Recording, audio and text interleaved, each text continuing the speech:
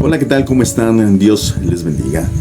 Nos encontramos una vez más aquí en este espacio de Al Abrigo de Su Gracia. Les saluda su hermano y amigo Sergio Pérez. Para todos los hermanos, para todos los amigos que siguen esta transmisión aquí en este canal. Que Dios les bendiga mucho. Gracias por estar aquí. Muy bien, en esta ocasión quisiéramos cerrar el tema del lugar de los muertos. Esta es la tercera parte, como ya lo habíamos anunciado. Y bueno, aquí está esta entrega con el propósito, desde luego, hermanos amigos, de poder conocer qué dice el texto sagrado, qué nos dice la palabra de Dios acerca de este tema del lugar de los muertos, y en un momento dado poder quitar toda aquella duda y aquella expectativa que podemos tener, porque lo cierto es que a pesar de que podamos tener nuestras Biblias, difícilmente hacemos un estudio conciso y preciso de las mismas. Es decir, leemos la Escritura, leemos la Biblia, pero a veces por tiempo, a veces por disposición, a veces por elementos, herramientas, etcétera, no hacemos un estudio conciso y nos quedamos con aquello que en su momento tal vez nos predicaron. Por supuesto, nos llegaron a enseñar de forma, tal vez no con la profundidad necesaria, y eso permite que hagamos una idea muy diferente de lo que dicen las Escrituras, o bien que podamos crear nosotros una incertidumbre en relación a qué pasa después de la muerte. Hay creyentes que ni siquiera quieren hablar del tema, porque provoca temor, provoca miedo, provoca nerviosismo y un sentido de dolor y de nostalgia por dejar este mundo. Este mundo es hermoso, es bello en el momento en que encontramos el camino correcto, en el momento en que Cristo nos encuentra, en el momento en que Dios hace su no quisiera decir presentación, sino manifestación a nuestra vida, y que cada uno de los que hemos conocido a Cristo y desde luego al Padre, al Dios eterno, entonces cobra un sentido diferente estar en esta tierra, cobra un sentido diferente estar en esta vida. El apóstol Pablo, en su momento, en muchas de sus cartas, llegó a mencionar el deseo de estar con Cristo, en un momento de dejar o de bien no seguir en este mundo por la necesidad de querer estar en la plenitud con el Señor. Y bueno, muchas veces dijo el apóstol Pablo, a causa de ustedes, a causa del ministerio y de la iglesia, es que no me he ido, o no he pedido irme. Entonces, evidentemente el apóstol Pablo, no solamente porque fue traspuesto en su momento o bien a través de visión, pero él pudo conocer el aspecto espiritual, o bien qué hay después de la muerte, aunque no murió. Entonces tuvo revelaciones tremendas, poderosas acerca de este tema, y había una seguridad en él, una seguridad de su destino, una seguridad del futuro, una seguridad de la eternidad, que evidentemente plasmó en el texto sagrado, plasmó en sus cartas, con el propósito de que la iglesia de Cristo pudiera tener esa certidumbre, pudiera tener esa confianza, y que podamos estar tranquilos, que podamos estar nosotros de alguna manera haciendo las cosas que tenemos que hacer en esta tierra, las cosas que tenemos que hacer en el mundo, en relación a la vida cotidiana, sin dejar de llevar a cabo la obra de Dios, sin dejar de llevar a cabo el servicio a Dios, el servicio a la iglesia local, pero teniendo siempre en cuenta, en el corazón y en la mente, las promesas de Dios y lo que dice su palabra en cuanto a la vida eterna. Entonces, hermanos, ya vimos nosotros en las entregas pasadas, estuvimos hablando acerca del lugar de los muertos, y evidentemente hay algo que podemos notar en las Escrituras, es que cuando los escritores bíblicos se refieren a los creyentes que han muerto, a los creyentes que ya han dejado de existir en esta tierra,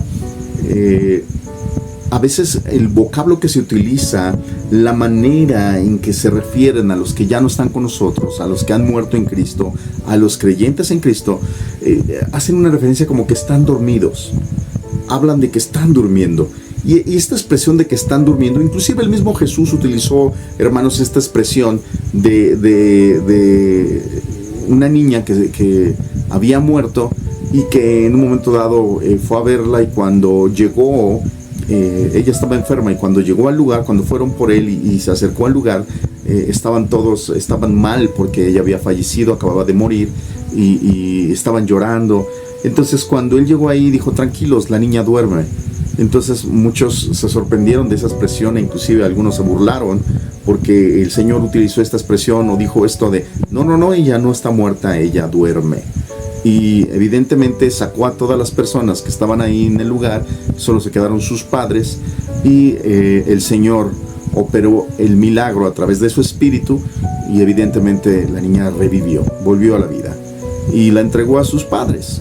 Y de alguna manera nos damos cuenta cómo él usa esta expresión de no está muerta, duerme. Y hay otras expresiones que podemos ver.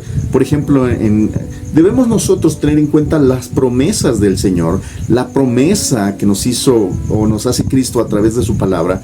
Y el primer pasaje que quisiera que viéramos en esta entrega es Juan, capítulo 11, verso 25 y 26. Esto es en la carta del Evangelio de Juan. No es la carta, perdón, es el Evangelio de Juan, capítulo 11, verso 25 y 26. Lo que pasa es que Juan escribió algunas cartas también, pero aquí es el Evangelio. Entonces dice así la palabra del Señor. Juan 11, verso 25 y 26. Jesús le dijo: yo soy la resurrección y la vida. El que cree en mí, aunque esté muerto, vivirá. Y todo aquel que vive y cree en mí no morirá eternamente. ¿Crees esto? En el contexto de este pasaje, hermanos, es cuando Lázaro murió. Lázaro, su amigo, hay un énfasis en la escritura cuando se habla de Lázaro como amigo de Jesús, y que él llega al cuarto día de que ha muerto. Evidentemente sus hermanas creían en el Señor, pero Marta le hace el reclamo. Marta le dice: si hubieras estado aquí, él no hubiera muerto. Y entonces Jesús le dice esto a Marta: yo soy la resurrección y la vida. El que cree en mí, aunque esté muerto, vivirá. Esa es una promesa poderosa, una palabra grandiosa, hermano, hermana, amigos que nos ven, que evidentemente Jesús hace extensivo o hace extensiva para todo aquel que en él cree, ¿sí? No es solamente algo que le expresó a Marta o a María que estaba ahí, o a los que estaban ahí, sino que esta es una verdad trascendental en donde él mismo dice: yo soy la resurrección y la vida, y el que cree en mí, aunque esté muerto, vivirá. Es la promesa de vida eterna. Y hay otro pasaje, hermanos, quisiera leérselos. Evidentemente, bueno, para concluir o acotar este pasaje, evidentemente fue cuando Lázaro revivió, volvió a la vida, ¿sí? Pero por supuesto, cuando uso la expresión volvió a la vida, quiere decir que revivió, no se operó en él una resurrección en el sentido de tener un cuerpo glorificado, etcétera, etcétera, porque ese todavía no era el tiempo, no es el tiempo. Ese tiempo está estipulado para del tiempo de Lázaro a nuestro tiempo aún no ha ocurrido. Eso va a pasar en un momento dado, como nos lo dice en la primera carta a los Tesalonicenses, capítulo 4, y es a donde quisiera llevarlos. Primer carta a los Tesalonicenses, capítulo 4, verso 14 al 16, un pasaje muy conocido. Esto desde luego va en relación al arrebatamiento de la iglesia, un programa perfectamente definido que tiene el Dios eterno para con la iglesia, para con sus hijos, y también esto incluye un programa para su pueblo, hablo de Israel, y un programa para los gentiles, hablo del mundo. Entonces, en la primera carta a los Tesalonicenses, capítulo 4, verso 14-16, dice de la siguiente manera: porque si creemos que Jesús murió y resucitó, así también traerá Dios con Jesús a los que durmieron en él.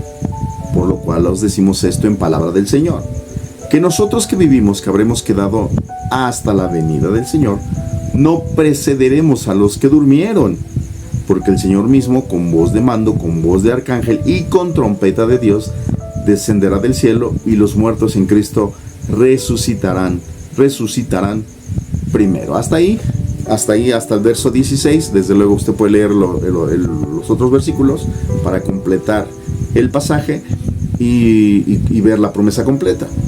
Pero lo que quiero resaltar, hermanos, aquí es que está utilizando Pablo este lenguaje de que los que durmieron en él, dice aquí, no seremos primero nosotros, no seremos nosotros levantados primero y luego los que están durmiendo. Nótese que se vuelve a utilizar esta misma expresión de dormir, cuando en realidad sabemos pues que están muertos de... Aquí, si estamos hablando del tiempo de Pablo, pues tienen más de 2000 años muertos, ¿no? Pero esto que está refiriéndose aquí es una promesa de parte de Dios para su pueblo, para sus hijos, para los creyentes en Cristo, en que volverán a la vida, pero ya con un cuerpo glorificado. Ahí se va a efectuar la resurrección de los muertos creyentes, de los muertos en Cristo. Entonces, por eso se utiliza estos pasajes y algunos otros más, hermanos, amigos, se utiliza este lenguaje para decir que están durmiendo cuando en realidad están muertos. Pero esto es porque resucitarán. Habrá una resurrección, van a resucitarán. Y en el momento en que resuciten, entonces, hermanos, habrá un cuerpo nuevo, habrá un triunfo sobre el pecado y ya nunca más habrá muerte en esos cuerpos glorificados. Entonces, es importante resaltar esto, hermanos, esta expresión que se utiliza de que están durmiendo, pero en realidad sabemos que están ¿en dónde? En el lugar de los muertos. En el lugar de los muertos. Esto lo hemos hablado en las 2 entregas anteriores. Les recomiendo que, si no lo han visto, puedan verlas para que puedan entender todo el contexto de lo que estamos hablando y de lo que vamos a hablar en esta entrega. Entonces, tanto los quienes están ahí en el lugar de los muertos. Ahí hemos hablado que el lugar de los muertos se define como la palabra griega Hades, así es como lo encontramos en el Nuevo Pacto, en el Nuevo Testamento, en muchos pasajes bíblicos, aunque en su momento se llegó a traducir como infierno. Y ahí hay una situación en las traducciones, pero ahorita les vamos a explicar eso. Pero el lugar de los muertos es donde están todos los muertos, aunque están divididos, aunque están separados, como hace la descripción de esta historia, y explicamos por qué no es una parábola en Lucas capítulo 16, verso 19 en adelante. Lázaro y el rico. Y esto no es una parábola, es una historia real que está contando Jesús, que está relatando, y es curiosamente, y creo que ya lo había mencionado, Jesús es quien más habla del lugar de los muertos, e inclusive lo que han definido como infierno. Pero hoy vamos a definir estos términos que es muy importante poder definirlos y poder entenderlos. Entonces, hermanos, el lugar de los muertos es propiamente el lugar invisible o el inframundo, en donde están tanto los muertos buenos como los muertos malos, por decirlo de alguna manera, y que en este caso esta Hades, esta expresión en griego Hades, que significa lugar de los muertos, tiene su equivalente en el Antiguo Pacto, en el Antiguo Testamento, con la palabra hebrea Seol o Sheol. Esto es lo mismo, es el lugar de los muertos. Y por ejemplo, el Salmo 89, verso 48, Salmo 89, 48, quisiera leérselos, dice así, de la siguiente manera: ¿qué hombre vivirá y no verá muerte? ¿Librará su vida del poder del Seol?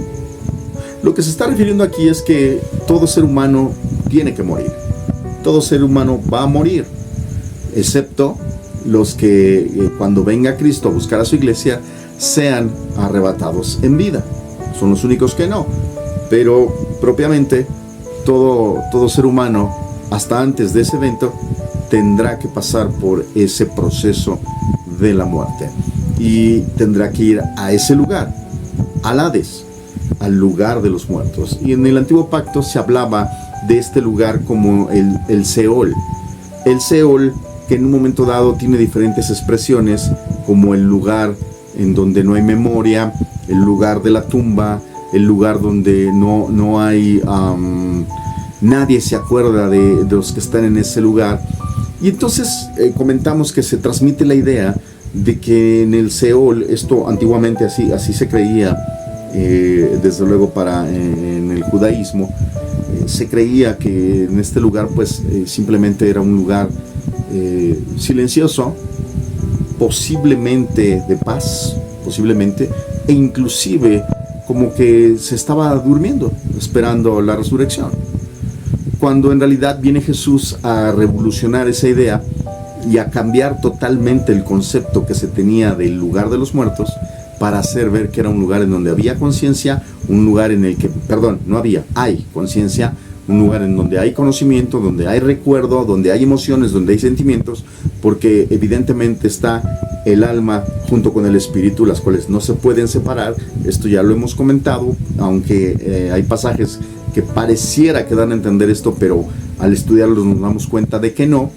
Entonces, el Seol es el lugar de los muertos en su equivalente al Hades griego del Nuevo Pacto o del Nuevo Testamento. Entonces, ya comentamos acerca de este lugar y quiero mencionarles, hermanos, que la palabra Seol se utiliza alrededor de unas 68, 70 veces en el Antiguo Pacto, en el Antiguo Testamento.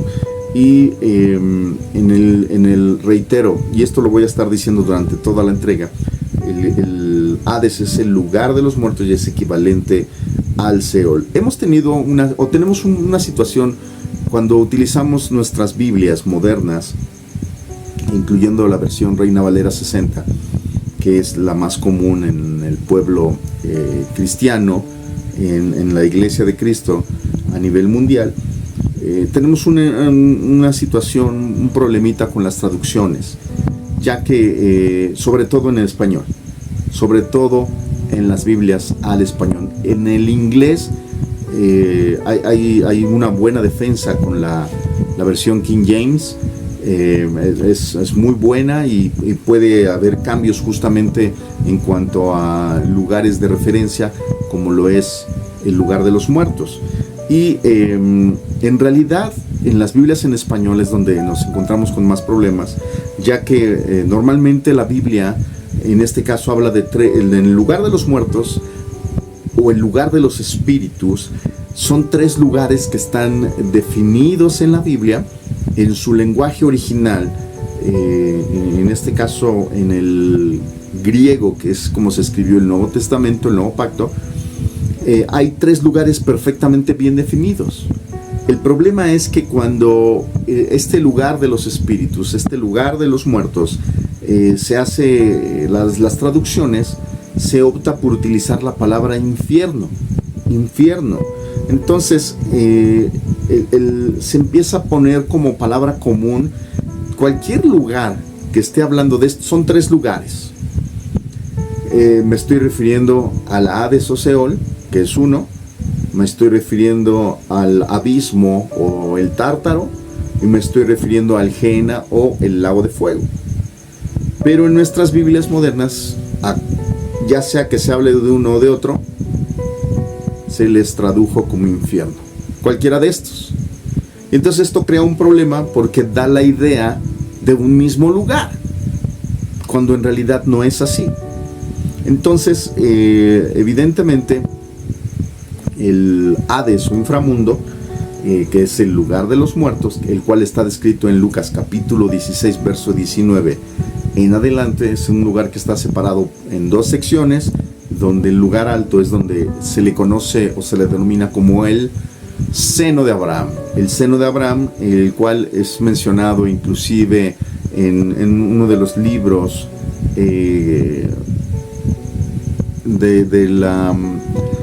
del judaísmo, pero en este caso está ubicado como un libro de conocimiento lingüístico que podría en un momento dado complementar el estudio de la Cábala. Entonces entra en un terreno diferente, pero ahí es mencionado el seno de Abraham, que no es otra cosa más que el paraíso. Ahí se le define como el paraíso. Entonces es un libro que si bien no quiero decir el nombre, porque a veces se crea, cuando hablamos de ciertos libros, como estar hablando por ejemplo del libro de Enoch y otros, crea una expectativa y empieza una búsqueda y de repente se empieza a tomar otra senda y otro camino. A muchos les crea una expectativa cuando se habla de la Cábala judía, del misticismo judío y este lado que se tiene, y entonces empieza a haber una búsqueda, etcétera, etcétera. Por eso no lo menciono. Pero lo que quiero decirles es que en el concepto del judaísmo, el seno de Abraham, que es del que habla Jesús en Lucas capítulo 16, ya se hablaba o ya se tenía esa idea en el antiguo pacto, en el Antiguo Testamento. Ya hablaban de ello desde muy atrás, desde la ley oral. Entonces, lo que quiero mencionar, hermanos, es que justamente este lugar, el lugar de los muertos, el lugar alto es el seno de Abraham, las tierras bajas o la parte baja, se le puede conocer como el lugar de tormento, que ya también lo definimos en la entrega pasada. Y es un lugar de tormento porque habla de una llama. Y si habla de una llama es porque hay una equivalencia de fuego. Un fuego que evidentemente es un lugar espiritual y que está creando esa misma sensación de un fuego físico, aunque es un lugar espiritual, pero crea esa sensación de calor, crea esa sensación de que se quema, se crea esa sensación idéntica como físicamente, pero espiritualmente. Esto es lo que nos narra Lucas 16. Si no lo ha leído, yo lo invito para que lea Lucas 16, verso 19 en adelante, y se dé cuenta del relato que hace Jesús del rico y Lázaro. Entonces, el lugar alto es el lugar en donde están los creyentes en Cristo, los que murieron en la promesa de salvación del antiguo pacto, del Antiguo Testamento, y en las partes bajas todos aquellos que rechazaron o han rechazado el Evangelio, los que han rechazado a Dios, los que han rechazado las buenas nuevas de salvación. Entonces, ya mencionamos que ese lugar, que es el lugar de los muertos, las partes bajas de la tierra, es un lugar de tormento. No hay demonios, no hay diablo, no hay nada de esto que se menciona. Y no lo hay porque en realidad no es el lugar que se le dio por dominio al enemigo, no es ahí, ¿sí? No es ahí. Entonces, este lugar, comentamos que nadie puede salir del lugar de los muertos, tanto buenos o malos, no pueden salir de ahí, porque hay una cima o bien un abismo que los separa y no hay manera, lo expresa esto el mismo Señor Jesús en el relato, en donde Abraham habla de eso. Usted léalo para que pueda darse cuenta de qué estamos hablando. Y entonces este lugar, que tiene dos secciones, alberga a todos los muertos de todos los tiempos. Y propiamente, fíjense que, hermanos, se tradujo como infierno, aunque esta palabra en realidad tiene un origen del latín. Viene del latín, es infernum o inferus. Infernum o inferus, que esto normalmente se está refiriendo al lugar de abajo, al lugar subterráneo. Y fíjese que inclusive en el uso del latín no está propiamente hablando de un lugar de castigo, un lugar donde esté el diablo, no.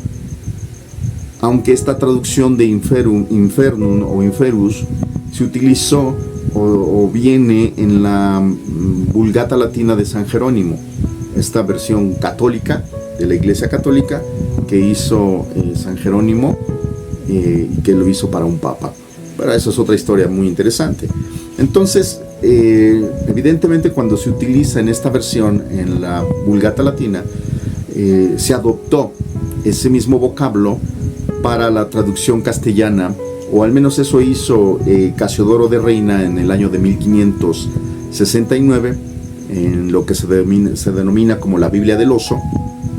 Es la primera versión en español que tuvo mayor impacto, mayor reconocimiento. Reitero, la Biblia del Oso, que esta fue hecha por Casiodoro de Reina. Algunos años después le hace una revisión Cipriano de Valera, y bueno, pues él vuelve a dejar, en vez de utilizar el vocablo, utilizar el del griego Hades, utiliza el latín de la Vulgata Latina de Inferum o Infernum. Y entonces en esta revisión que él hace cerca del año 1602, en la reconocida Biblia del Cántaro, que es la que posteriormente se empezó a llamar como Reina Valera, hasta llegar hasta las revisiones actuales.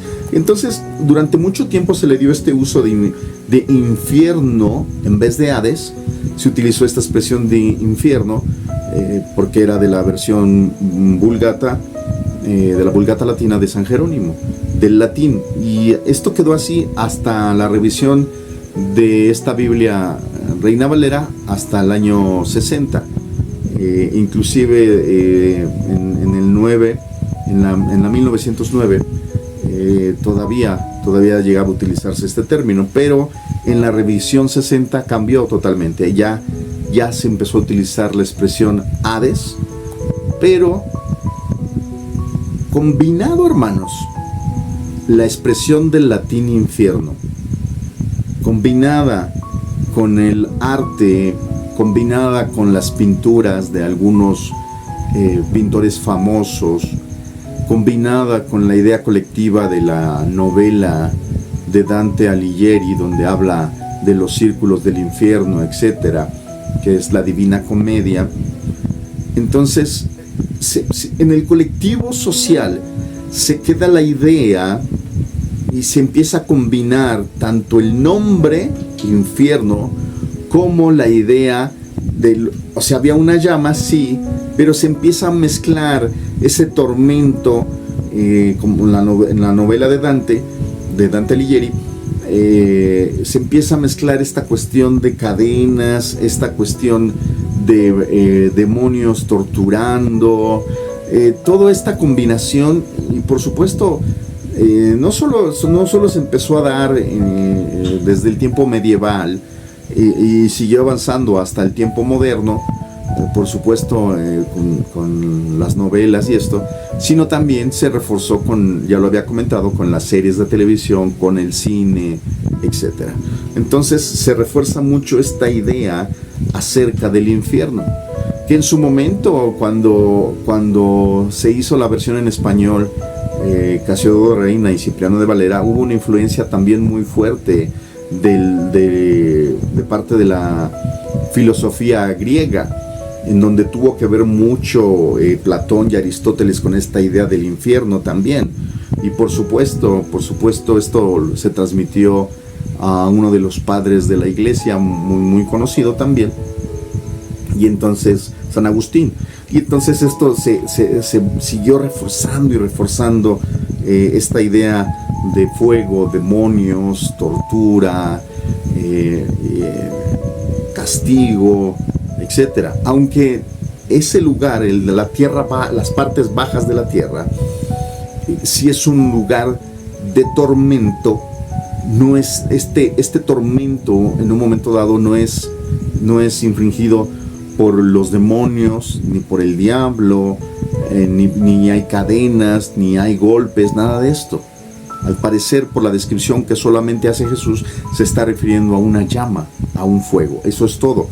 nada más. No se está hablando ni siquiera de un lago de fuego, no se está hablando de eso tampoco. En el Hades, en el lugar de los muertos, en donde están los muertos, lo vamos a decir así, los malos, o los que han rechazado a Dios. Entonces esto es más bien algo de los poemas, esto es más bien algo, toda esta idea del infierno como se concibe, esto es más bien algo de los cuartetos poéticos de la Divina Comedia y de la imaginación humana. Entonces en realidad Satanás tiene dominio sobre el mundo, y de hecho se le llama, la Biblia lo menciona como el príncipe de la potestad del aire, porque ese es el gobierno que él tiene en la tierra. Entonces, hermanos, esto es uno de los errores que vemos en el lugar de los muertos, utilizando esta palabra infierno. Y curiosamente también, cuando se habla de otros lugares, vuelve a haber esta sustitución en donde no se menciona la palabra ni tártaro ni la palabra ajena. Entonces el primer lugar es el Hades, donde están todos los muertos, buenos y malos. Pero hay otro lugar que se menciona y que también se le ha traducido como infierno, y ese lugar se le llama en realidad Tártaro. El Tártaro, hermanos, es un abismo. El Tártaro o el abismo, ese abismo, hermanos, que se menciona en la segunda carta de Pedro, capítulo 2, verso 4. Quisiera que lo leyéramos para poder verlo. Ahí lo menciona Pedro y también lo menciona Judas. Ellos lo mencionan, ellos hablan de este lugar y lo dice así, de esta siguiente manera, en la carta a Pedro. Segunda carta a Pedro, capítulo 2, verso 4, versión Reina Valera. Dice así: porque si Dios no perdonó a los ángeles que pecaron, sino que arrojándolos al infierno los entregó a prisiones de oscuridad para ser reservados al juicio. Reitero, voy a reiterar el pasaje. Porque si Dios no perdonó a los ángeles que pecaron, sino que arrojándolos al infierno, así viene, nótelo, en la versión Reina Valera, arrojándolos al infierno, los entregó a prisiones de oscuridad para ser reservados al juicio. En realidad, hermanos, cuando menciona ahí la palabra infierno, en su original griego no dice infierno. En su original, para referirse de este lugar aquí, es tártaro o tártaros. Este tártaro es un abismo, pero que es un lugar única y exclusivamente para ángeles o bien demonios. O sea, están ahí. ¿Ángeles qué? Los ángeles que pecaron. Entonces, la referencia directa es a los ángeles caídos, los ángeles que se rebelaron y que fueron en pos de Lucero, que posteriormente Lucero, bueno, pues es el enemigo o el adversario, o sea, Satanás o el diablo. Entonces, esos ángeles que le siguieron en la rebelión, cuando Satanás quiso, o el diablo quiso poner su trono al lado del de Dios, y hubo esa rebelión en el cielo. Entonces esos ángeles, que en su momento se les decretó un juicio y que en su momento se les encerró en estas prisiones de oscuridad, la Biblia no menciona en qué tiempo se hizo eso. No nos dice si fue inmediato ese encarcelamiento, no nos dice. Pero lo curioso es que fueron encarcelados los ángeles, mas no el diablo, Lucero. Él no fue encarcelado, pero que se entiende que obtuvo la potestad de la tierra en el momento que Adán y Eva pecaron, le entregaron el gobierno a él. Entonces eso, de alguna manera, al obtener eso, jurídicamente hablando, en el área espiritual, no había manera de poder meterlo allá, porque había obtenido había ganado una batalla, vamos a decirlo así.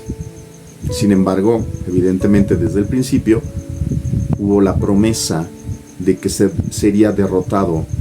Cuando Dios está hablando acerca de la serpiente que fue utilizada para hacer caer a Eva, habló, ahí está la profecía en donde dice que habrá enemistad entre la serpiente y la mujer, ella le morderá el calcañar y ella le pisará la cabeza. Y eso se refería justamente a la simiente que vendría de una mujer, que en este caso es la encarnación del Verbo y el nacimiento de Jesús. Entonces, hermanos, nos damos cuenta que hay ese lugar de oscuridad, que es el Tártaro, el abismo, es un lugar para tener ángeles para el día del juicio o de los juicios de Dios, en donde ellos están en prisiones de oscuridad. Entonces ahorita no hay ángeles caídos deambulando por el mundo, no hay ángeles caídos trayendo una influencia sobre la humanidad. Eso lo hacen los demonios, no los ángeles. Judas, Judas 1:6, porque en realidad solo tiene un capítulo. En el libro de Judas nos damos cuenta, en la carta de Judas, nos damos cuenta que también se habla de este lugar. Judas 1:6 dice de la siguiente manera: y a los ángeles que no guardaron su dignidad, sino que abandonaron su propia morada, los ha guardado bajo oscuridad en prisiones eternas para el juicio del gran día. Para el juicio del gran día. Si se dan cuenta, es un pasaje paralelo con el de Pedro. Totalmente un pasaje paralelo, y está hablando de estos ángeles que no guardaron su llamado, su autoridad que tenían, la tarea que tenían, el ministerio que tenían en el tercer cielo, sino que cayeron en la seducción del maligno y le siguieron en la rebelión. Pero entonces, cuando habla que los ha guardado bajo oscuridad, en realidad en su original habla de que están en el Tártaro. Entonces estos pasajes nos hablan de un abismo de oscuridad, nos hablan de un cautiverio. Parece que en su vocablo original estaría utilizando una especie de que cuando están en prisiones de oscuridad, está hablando como si estuvieran con cadenas, está hablando como si hubiera unos grilletes, como si estuvieran ahí en esa oscuridad, en ese cautiverio, encadenados. Da esa idea. Entonces, hermanos, este es el segundo lugar que nos habla la Biblia, y que en su momento lo han traducido como infierno, pero en realidad es el Tártaro, y es un lugar exclusivo para ángeles caídos o bien demonios. ¿Por qué digo que o bien demonios? Porque nos damos cuenta en Mateo capítulo 8, verso 29, que cuando Jesús estaba en los principios de su ministerio, empezó a haber gente que era endemoniada y él las liberaba. Eran libres de la posesión satánica, no de la influencia solamente, sino de la posesión. Entonces, a veces la influencia satánica puede parecer posesión, pero no es lo mismo. Entonces, nos damos cuenta cómo sí hay demonios que conocían y sabían de este lugar. Quiero leerles Mateo capítulo 8, verso 29, y esto es justamente cuando Jesús va llegando al lugar de los Gadarenos para predicar, y que en un momento dado, cuando ocurrió esta situación de esta liberación y los demonios entraron a los cerdos y los cerdos cayeron a un despeñadero, la gente le dio miedo y le pidió que se fuera de ahí, y no pudo hacer mucho el Señor. Sin embargo, sí libertó a las personas que estaban siendo oprimidas por demonios. Mateo capítulo 8, verso 29. Mateo 8, 29 dice de la siguiente manera: y clamaron diciendo: ¿qué tienes con nosotros, Jesús, Hijo de Dios? ¿Has venido acá para atormentarnos antes de tiempo? Fíjese esta expresión, hermano, amigo. Los demonios le dicen a Jesús: ¿qué tienes con nosotros, Jesús, Hijo de Dios? Dese cuenta la expresión, Hijo de Dios. ¿Has venido para atormentarnos antes de tiempo? Ellos saben, aunque la Biblia no nos dice de dónde vienen, cómo, por qué, cuál es el origen de los demonios, en qué momento se convirtieron en demonios, si eran personas, si eran ángeles y cayeron, por qué perdieron sus cuerpos, etc. Eso no lo menciona la Biblia. No lo menciona la Biblia. Solo se hace mención de ellos.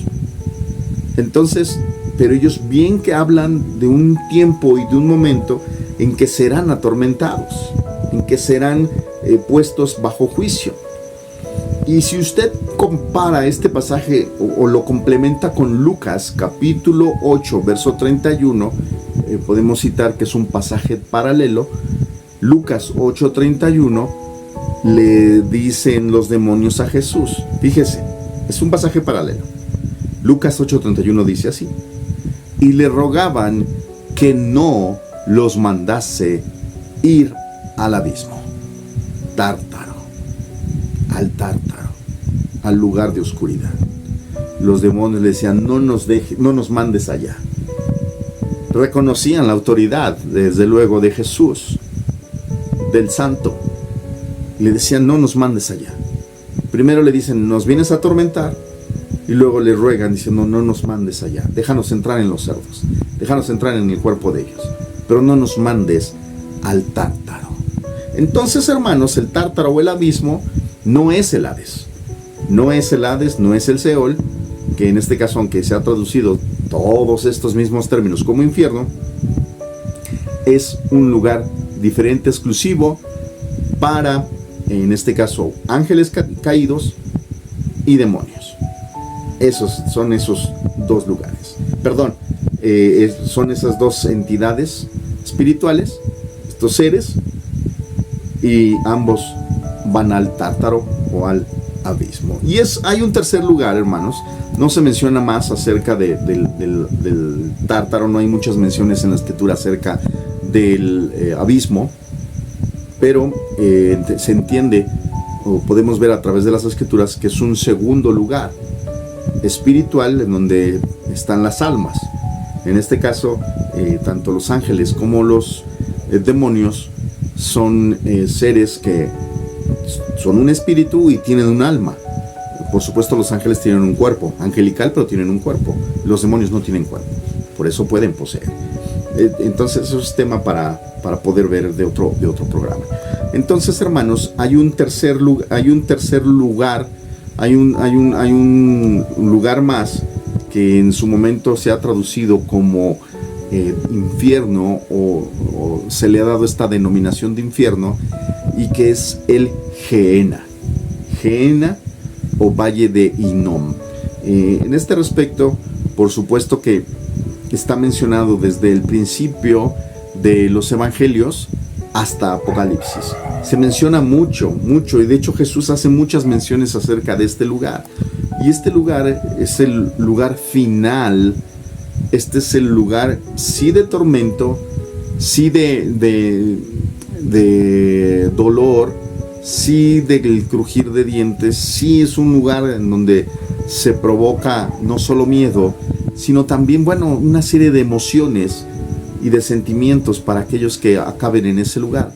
Pero ese lugar, el Gehenna, o el Valle de Hinnom, o el Lago de Fuego, que es lo mismo, no hay nadie ahí. Así como en su momento hablamos del cielo, que comentamos que hoy día no hay nadie ahí, hablo de las personas del ser humano, no hay nadie ahí. Ya explicamos por qué. Así como ahorita no hay nadie en el cielo, sino que todos están en el seno de Abraham, en el lugar de los muertos, donde están los muertos buenos, los creyentes, tampoco hay nadie en el lago de fuego. Hoy día no hay nadie ahí. Ese lugar no se ha estrenado. Ese lugar todavía no ha tenido inicio. No ha entrado en funciones. Sin embargo, Jesús habló mucho de este lugar. Bastante de este lugar. Por ejemplo, quisiera leerles Marcos capítulo 9, verso 45 y 46. Son muchos los pasajes en donde Jesús habla de este lugar. Es Marcos capítulo 9, verso 45 y 46, dice de la siguiente manera: si tu pie te fuere ocasión de caer, córtalo. Mejor te es entrar a la vida cojo que teniendo 2 pies ser echado en el infierno, el fuego que no puede ser apagado, donde el gusano de ellos no muere y el fuego nunca se apaga. Aquí, hermanos, en Marcos, en este Evangelio de Marcos, cuando Jesús está hablando de este lugar, se traduce como infierno. Lo acabamos de leer, así está traducido. Pero en realidad, en su vocablo original, la palabra que aparece en griego es Gehenna. Gehenna, el Gehenna. Mateo, vamos a ver algunos pasajes más. Mateo, capítulo 23, verso 33. Mateo, capítulo 23, verso 33, dice de la siguiente manera. Esto hablando Jesús con los fariseos. Dice: serpientes, generación de víboras, ¿cómo escaparéis de la condenación del infierno? ¿Se dan cuenta? Una vez más se traduce como infierno, pero en su vocablo original griego es Gehenna, no es infierno, es Gehenna. ¿Sí? Esto es justamente, y hay muchos pasajes más que nos hablan acerca de esto y que en un momento dado se traducen así. Por ejemplo, Mateo capítulo 13, verso 49 al 50, se los voy a leer. Mateo 13, 49 y 50 dice: así será en el fin del mundo. Los ángeles saldrán y sacarán a los malos de entre los justos y los arrojarán en el horno de fuego. Allí será el llanto y el crujir de dientes. Entonces se vuelve a hablar del horno de fuego, y que en este caso la idea es de inmediato infierno, pero en realidad se está refiriendo al Gehenna, Y por supuesto, hermanos, el Gehenna es una transliteración de una palabra hebrea que en su momento se fusionó con un vocablo arameo y se le dio este nombre de Gehenna o Geinom, porque viene del valle de Hinnom. Entonces se acabó siendo Gehenna. Pero el Gehenna será el lugar final para los injustos.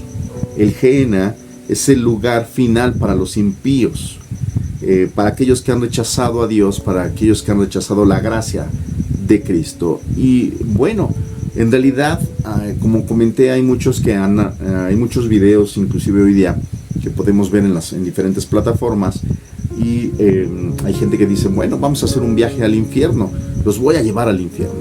Y entonces crea mucha expectativa de decir: bueno, ¿por qué al infierno? ¿Cómo nos va a llevar ahí? Es muy interesante.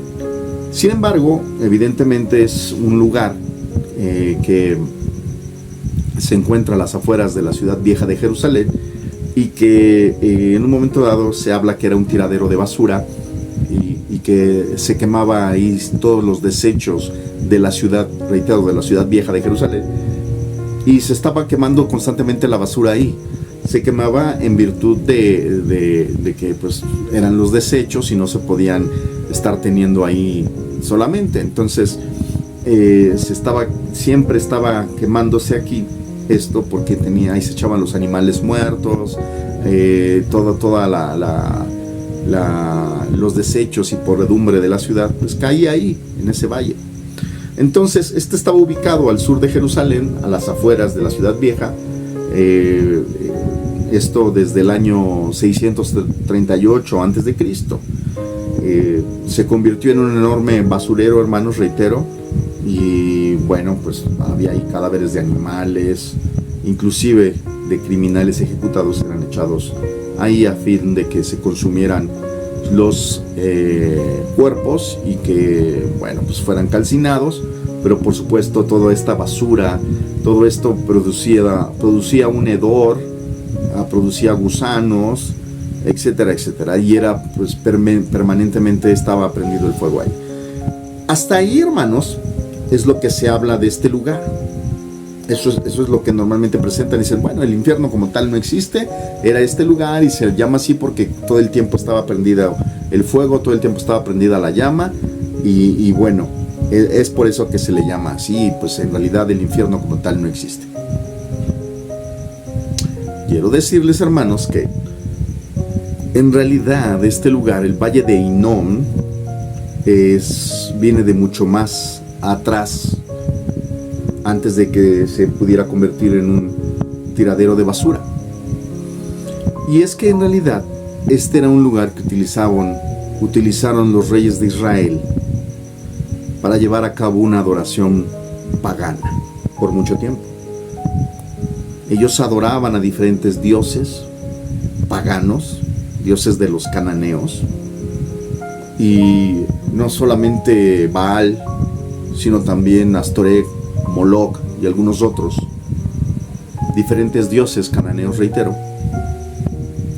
Pero la adoración a estos dioses incluía o consistía evidentemente en el sacrificio humano.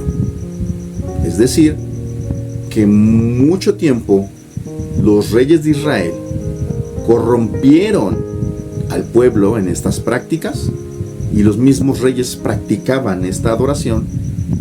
Y aunque a veces en la traducción no podemos entender o vislumbrar qué quiere decir cuando habla de pasar a tu hijo por fuego, en realidad lo que estaban haciendo era entregarlos en sacrificio. Eran un sacrificio humano para estos dioses. Segundo libro de Reyes, capítulo 16, verso 2 y 3, para ir terminando esta entrega. Pero vea lo que dice, hermano. Algo tremendo. Segundo libro de Reyes, capítulo 16, verso 2 y 3. Dice así: Cuando comenzó a reinar Acaz, era de 20 años y reinó en Jerusalén 16 años. Y no hizo lo recto ante los ojos del Señor su Dios, como David su padre. Antes anduvo en el camino de los reyes de Israel, y aún hizo pasar por fuego a su hijo, según las prácticas abominables de las naciones que el Dios eterno echó de delante de los hijos de Israel. Segundo libro de Reyes, capítulo 17, verso 15 al 17. Escuche esto. Si tiene su Biblia, ábralo, hermano. Segundo libro de Reyes, capítulo 17, verso 15 y 17. Dice así: La gente rechazó las decisiones y el pacto que Dios hizo con sus antepasados y el testimonio que les dio. Ellos siguieron lo que no tenía sentido, y ellos mismos perdieron el sentido siguiendo las costumbres de las naciones vecinas, como el Señor les ordenó que no lo siguieran, que no siguieran. La gente abandonó todos los mandamientos del Señor su Dios, se está refiriendo al pueblo de Israel.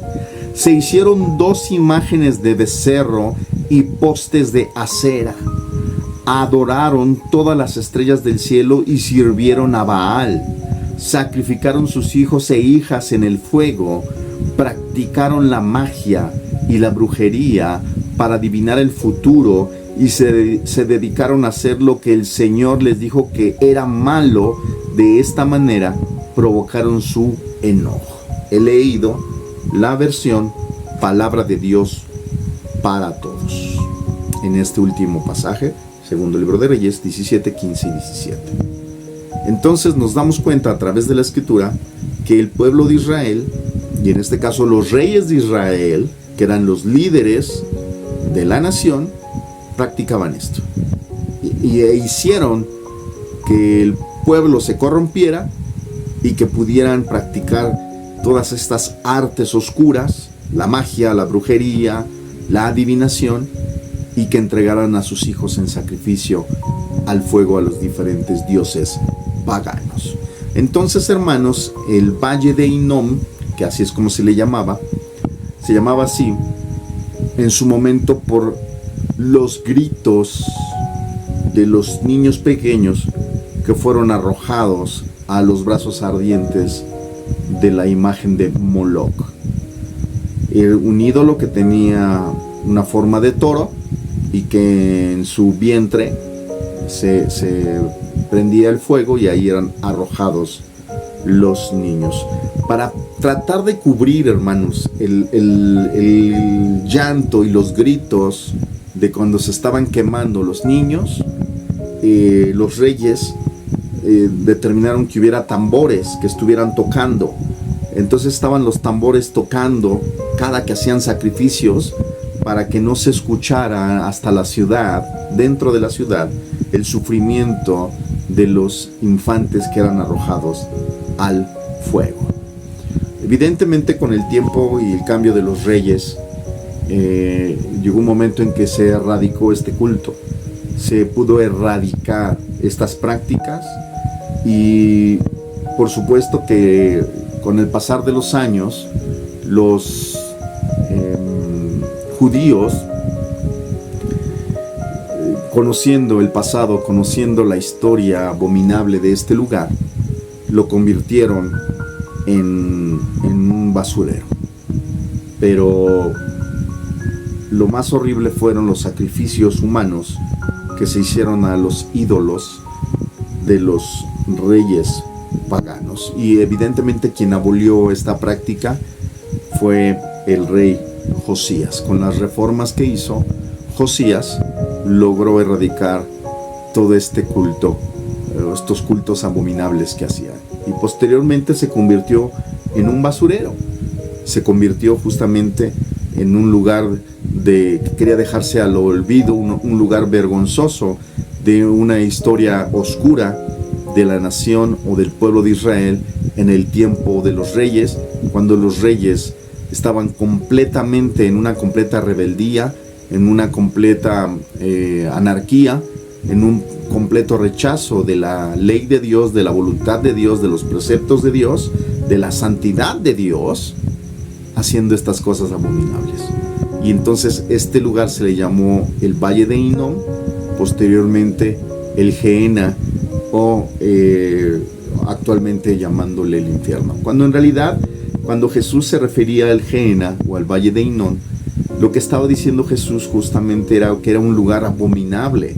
No era solamente no era el sentido del basurero que estaba ardiendo día y noche, y de los cuerpos muertos que en su momento podían llegar a echar de la gente que era muerta o que era sacrificada o que la mataban, y que eran echados esos cuerpos ahí para que fueran quemados. No solamente era eso, sino que estaba hablando de un lugar abominable, de un lugar completamente oscuro, de un lugar en donde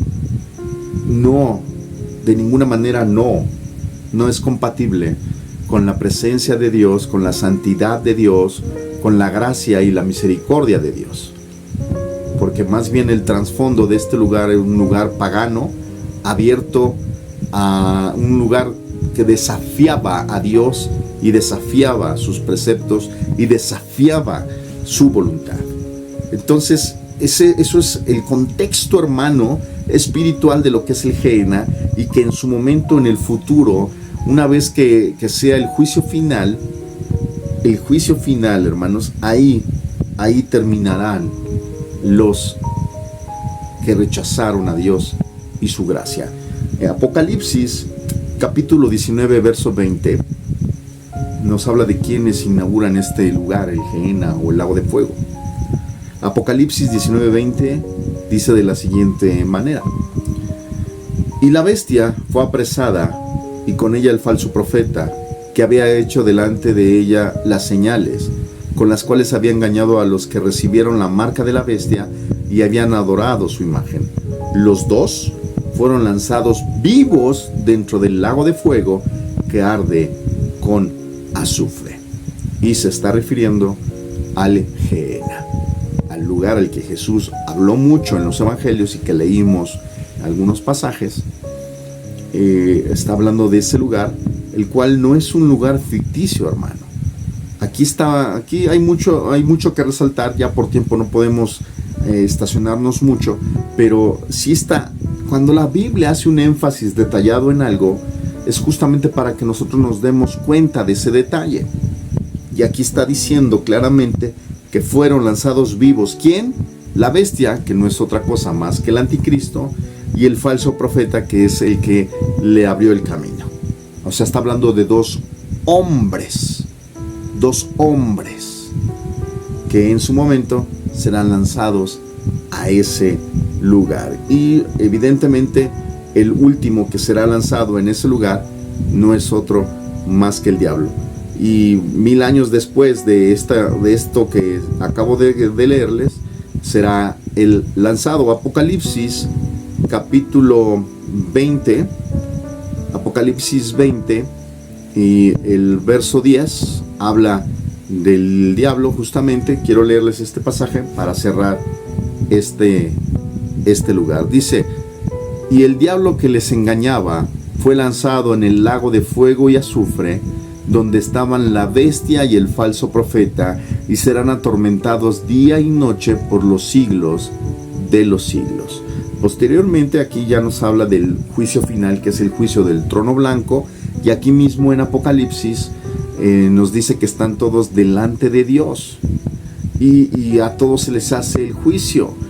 Y justamente aquí, hermanos, cuando está hablando de esto, de este juicio, dice aquí que se hace este juicio de todos los muertos, que en este caso son los muertos, no los creyentes, porque los creyentes ya resucitaron. Los que murieron con la promesa del Antiguo Testamento ya resucitaron también. Entonces son a todos aquellos que de todos los tiempos han rechazado la gracia y la misericordia de Dios, no queriendo tener nada que ver con Dios. Es a quienes se les enjuicia aquí. Es el juicio final, es el juicio a los impíos. Y este juicio nos dice que estaban todos los muertos delante de Dios y que los libros fueron abiertos y fueron, en este caso, juzgados según sus obras.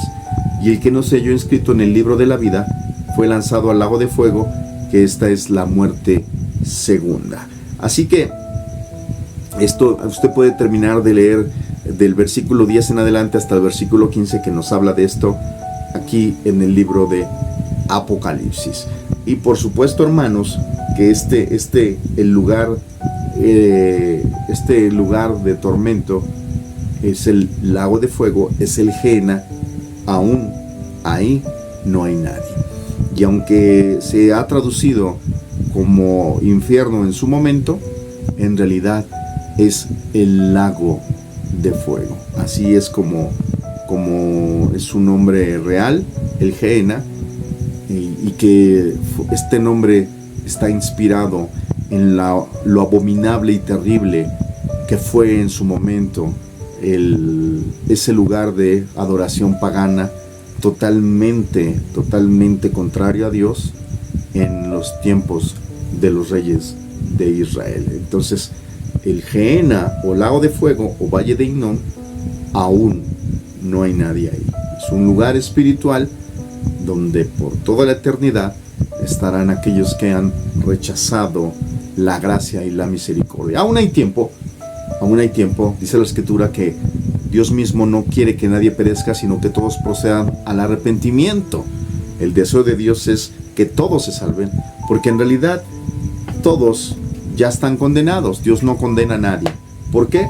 Porque evidentemente todos, después de Adán, de la caída de Adán, del pecado de Adán, todos nacimos con esa naturaleza pecaminosa, con ese estado de pecado y de muerte, y solamente Cristo puede quitar ese estado y traer vida eterna, traer salvación, traer justificación, traer salvación, traer santificación. Solamente Cristo. Por eso Cristo es la única puerta para accesar al Padre, para accesar a Dios y sobre todo para tener vida eterna y salvación. Entonces, hermanos, estos son los tres lugares que quería yo platicar brevemente de lo que dice la Escritura, y que en su momento, lamentablemente por las traducciones, se les ha dejado el nombre infierno, cuando en realidad como tal pues no es un nombre correcto.